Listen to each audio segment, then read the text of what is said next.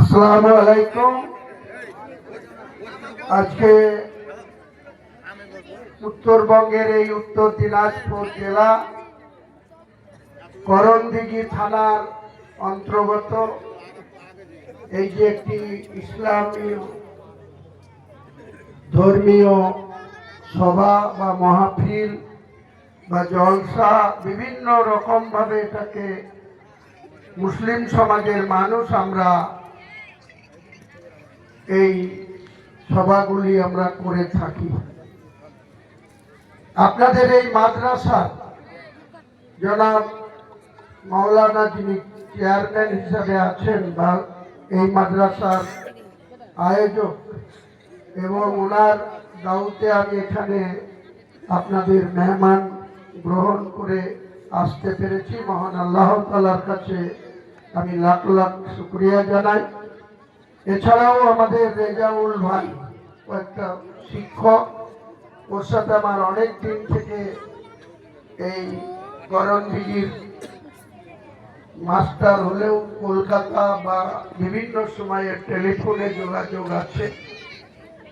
তাছাড়া অনেক লোকের সাথে আমাদের টেলিফোনে বা সাক্ষাতে কথা হয়।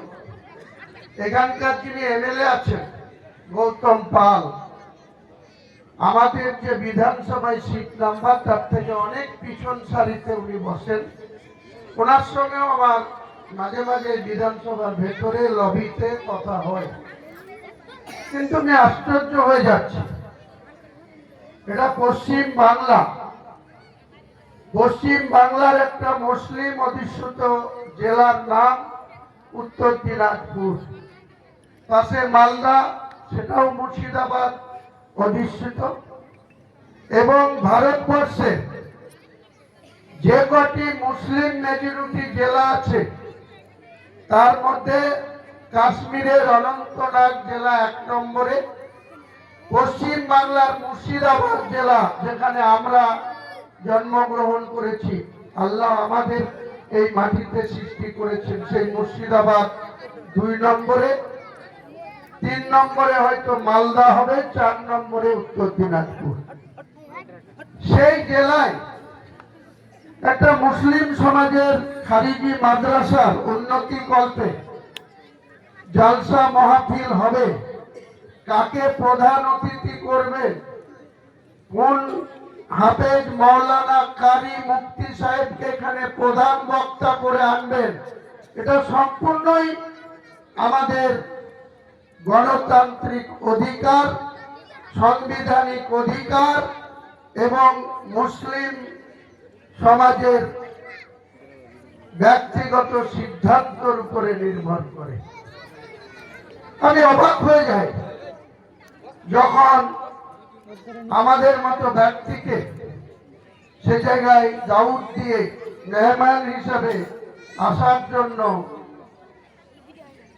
আমন্ত্রণ করা হয়, তখন সেটাকে আটকানোর জন্য, সেটাকে প্রতিহত করার জন্য যে সমাজের মানুষের 80 থেকে 85% ভোটে নির্বাচিত সরকার, সেই সরকারের আধিকারিকরা কেন এত দ্বিচারিতা করবেন, কেন তাদের এত মন মতো সিদ্ধান্ত মুসলিম সমাজের কর্তা ব্যক্তিদের উপর, যারা সমাজগতভাবে মুসলিম সমাজকে পরিচালনা করেন, তাদের উপরে অঘোষিত আস্ফালন করবেন।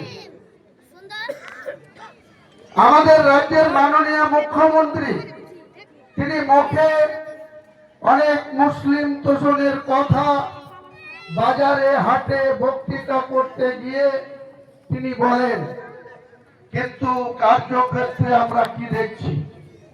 এই জেলায় আমি এর আগেও 2 বার এসেছি, তখনও আমার চোখে পড়েছে যে কলকাতায় যারা মাত্র 11টা সিট নিয়ে রাজ্য সরকার চালাচ্ছে, 8 জন তাদের বিভিন্ন ইম্পর্টেন্ট দপ্তরের মন্ত্রী হয়ে রাজ্যটাকে পরিচালনা করছেন। মুখ্যমন্ত্রী নিজে 6টা দপ্তরের অনেক ইম্পর্টেন্ট গুরুত্বপূর্ণ দপ্তর, পুলিশ থেকে, ল্যান্ড থেকে শুরু করে, মাইনরিটি থেকে শুরু করে, স্বাস্থ্য থেকে শুরু করে, অর্থ থেকে শুরু করে, পরিকল্পনা উন্নয়ন থেকে শুরু করে সব দপ্তরের তিনি দায়িত্ব নিয়ে বসে আছেন। অথচ আজকে উত্তর দিনাজপুর জেলা, যে জেলা মাইনরিটি মেজরিটি জেলা, সেই জেলার মানুষরা, এই যে করণদিঘি বিধানসভা, এই বিধানসভাটাও মুসলমান মেজরিটি বিধানসভা, এখান থেকে একজন অমুসলিম বিধায়ক হয়ে তিনি রাজ্যের শাসক দলের বিধায়ক। তেনার উচিত না যাদের ভোটে আপনি বিধায়ক হয়েছেন, আইন প্রণয়নকারী সদস্য হয়েছেন, তাদের পাশে দাঁড়ানো, তাদের যে কোনো অনুষ্ঠানে অংশীদার হওয়া, এটা আপনাদের কর্তব্য না? আপনারা এখানে একদিক দিয়ে আমরা দেখছি একটা ভারতবর্ষের যে শাসন ক্ষমতায় আছে যে দল, সেই দলটা ভারতবর্ষের শুধু মন্দির আর জাতপাতের ইস্যুতে ভারতবর্ষের গদিতে বসে আছে। একইভাবে সেই দলের কিছু ব্যক্তি বাংলাতে একই কায়দায় একই হিসেব নিকেশ করে শুধু মুসলিম সম্প্রদায়ের বিরোধিতা করে, শুধু সনাতনী সনাতনী করে তারা চিৎকার করছে। আর আরেকজন সনাতনী যে কোনো ভোটে মুসলিমদের 70, 85, 88% ভোট নিয়ে তিনি তিনবার বাংলার কুর্সিতে বসে তিনি সেই সম্প্রদায়ের মানুষের উপরে এই ধরনের তার পুলিশ প্রশাসনের একটা অংশ যেভাবে বুলডোজার চালানোর চেষ্টা করছে, আমরা ধিক্কার জানাই এই ধরনের ঘটনার, এই ধরনের কার্যকলাপে। আমার একটা বেটির সমান বা আমার আব্বার সমান, আমার বহিনের সমান, সে আজকে দেখছিলাম কি সুন্দরভাবে বাবরি মসজিদের জন্য একটি তার মতো করে একটি আপনাদের কাছে উত্থাপন করলো। আমি এত গর্ববোধ হচ্ছিল। আপনারা এখানে যারা আছেন, যারা শিক্ষিত মানুষ, যারা পড়াশোনা করেছেন, তারা নিশ্চয়ই বুঝতে পারছেন যে বাবরি মসজিদ সেটা একটা মসজিদ। সে কোন মুঘল তৈরি করে গেছে, সে কোথায় আগ্রাসী ছিল না কোথায় বলৎকার ছিল, সেটা আমাদের দেখার দরকার নেই। 1528 সালে ভারত সম্রাট বাবর, প্রথম মুঘল সম্রাট, তিনারা সিদ্ধান্ত নিলেন তার প্রধান সেনাপতির নাম ছিল মীর বাকি। সেই মীর বাকিকে দিয়ে তিনি একটি মসজিদ তৈরি করে গিয়েছিলেন। সেই মসজিদ 464 বছর ভারতবর্ষের উত্তরপ্রদেশের অযোধ্যা নামক জায়গায় অবস্থিত ছিল। আজকে 145 কোটির ভারতবর্ষে প্রায় 42 কোটি মুসলমানের বাস। পাশে যান পাকিস্তান 25 কোটি, বাংলাদেশ 18-19 কোটি, আফগানিস্তান, আজকে শ্রীলঙ্কা, এক সময় সমস্তটাই ভারতবর্ষের অঙ্গ ছিল। 1947 সালের পরে পশ্চিম পাকিস্তান ভাগ হয়ে গেল চেয়ারের দখলের জন্য। পণ্ডিত জওহরলাল নেহরু তার চেয়ার চায়, অন্যদিকে কৌশল করে এই জিন্না আলীকে পশ্চিম পাকিস্তানে পাঠিয়ে দেওয়া হলো। মুসলমানদের এইভাবে বিভাজন করে আজকে মুসলিম সম্প্রদায়কে ভারতবর্ষের যে সাংবিধানিক অধিকার, ভারত স্বাধীন করার সময়, ব্রিটিশের শাসনের সময়, ব্রিটিশ শাসনের নামে যে শোষণ চালিয়েছিল, যে অত্যাচার করেছিল, সেই অত্যাচার থেকে মুক্তি পেতে ভারতবর্ষের আজকে যারা গদিতে বসে আছে, তারা সেদিন সেই আজাদিকে এ আজাদি ঝুটা হ্যায় বলেছিল। সেদিন সেই অধিকারটাকে তারা মানতে চায়নি। কিন্তু দিল্লির গেটে যান, অনেক মুসলমানের মূল্যবান নাম সেখানে লাগানো আছে, টাঙানো আছে, যে মুসলমানরা এই ভারতবর্ষকে ব্রিটিশের হাত থেকে মুক্তি পেতে তাদের ভূমিকা কোনো অংশে কম ছিল না। অথচ আজকে যদি মাইনরিটি গোটা পশ্চিম বাংলায় আজকের দিনে 2011 সালে যে সেন্সার হয়েছিল তখন 29% মুসলমান ছিল গোটা পশ্চিম বাংলায়।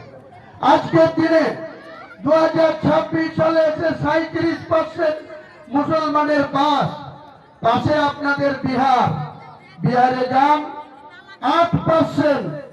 নীতিশ কুমারদের জাতি, তারা 10 বার মুখ্যমন্ত্রী হয়।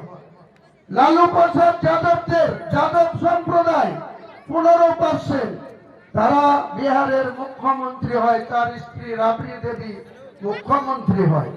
পাশে বিহার ভেঙে যে ঝাড়খণ্ড, শিবু সোরেন তিনি ইন্তেকাল করেছেন, পৃথিবীতে নেই, তার ছেলে হেমন্ত সোরেন আজকে ঝাড়খণ্ডের মুখ্যমন্ত্রী।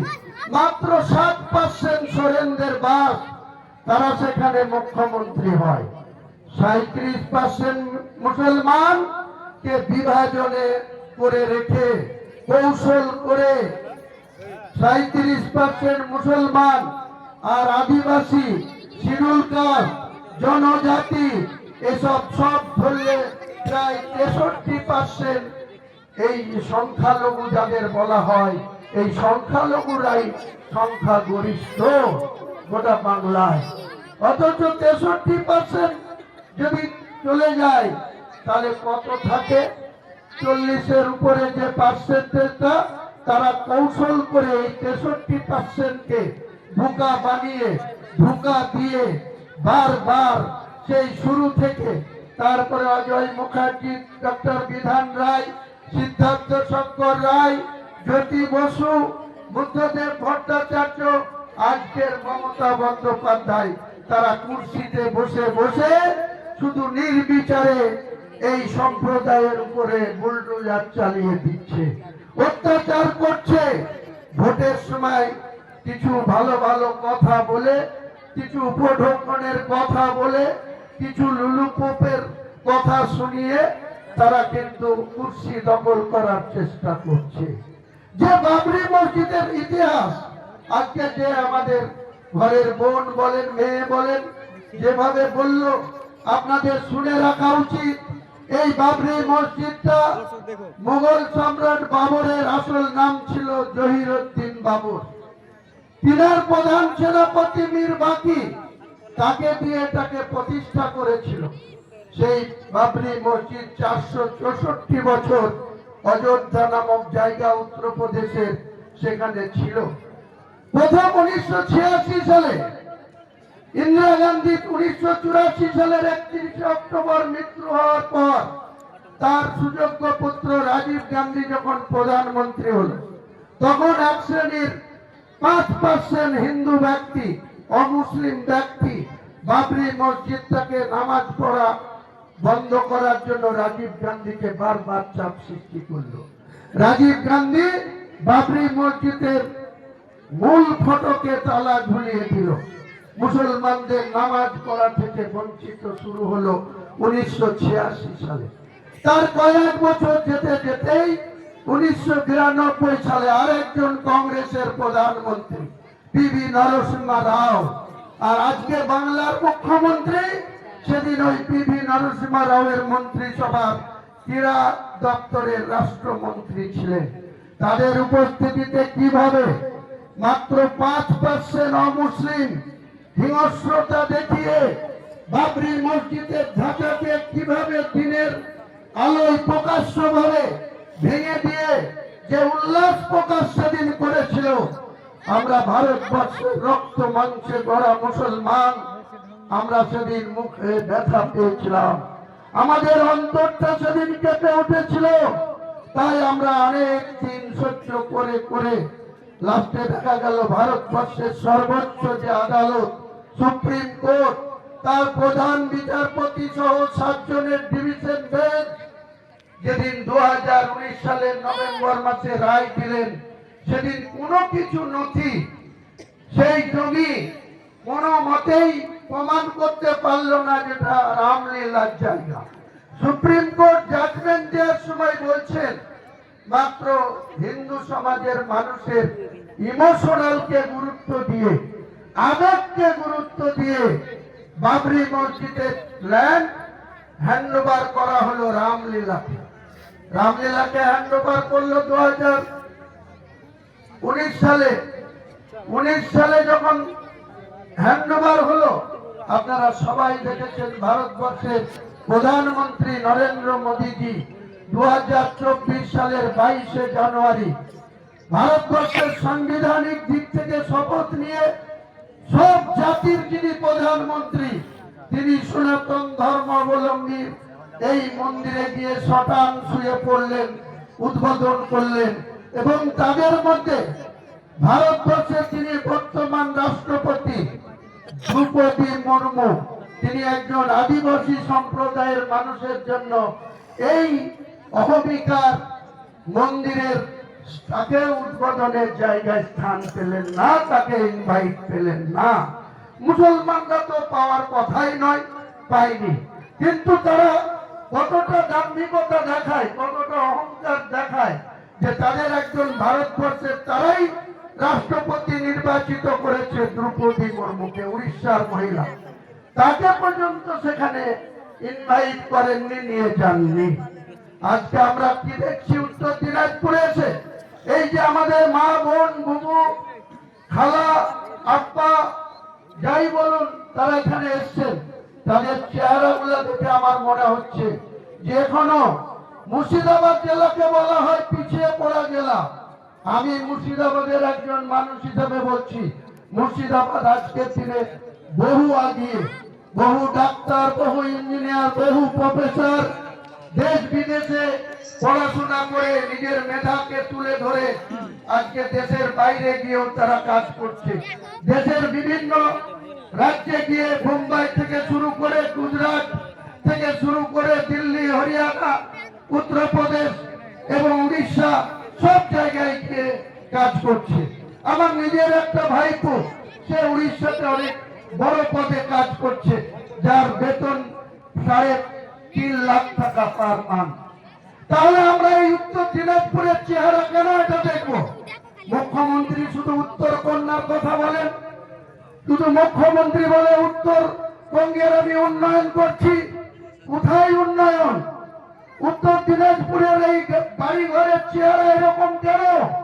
আপনি 14.5 বছর ক্ষমতায় আছেন, কেন এখানে টিনের ছাউনিতে বাড়ি থাকবে? কেন ছাদ পড়া ঘর হয়নি? আপনাকে জবাবদিহি করতে হবে। আমি এটা জালসার ময়দান, আমি বেশি কিছু খুলে বলছি না, খুল্লা বলছি না।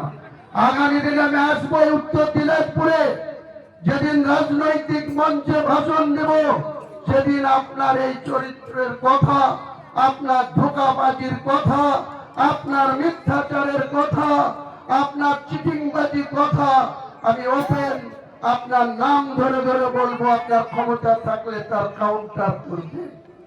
আমি এটা একটা জালসা, পবিত্র আমাদের ইসলাম ধর্মে, তাই আমি আপনাকে অনেকটা রিয়াক্ট করলাম, ছাড় দিলাম।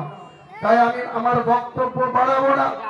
আমাকে এরপরে মালদাতে 2-3টে প্রোগ্রাম আছে, কালকে আবার হাওড়াতে প্রোগ্রাম আছে, আমাকে আবার রাত্রিতে কলকাতায় ফিরতে হবে।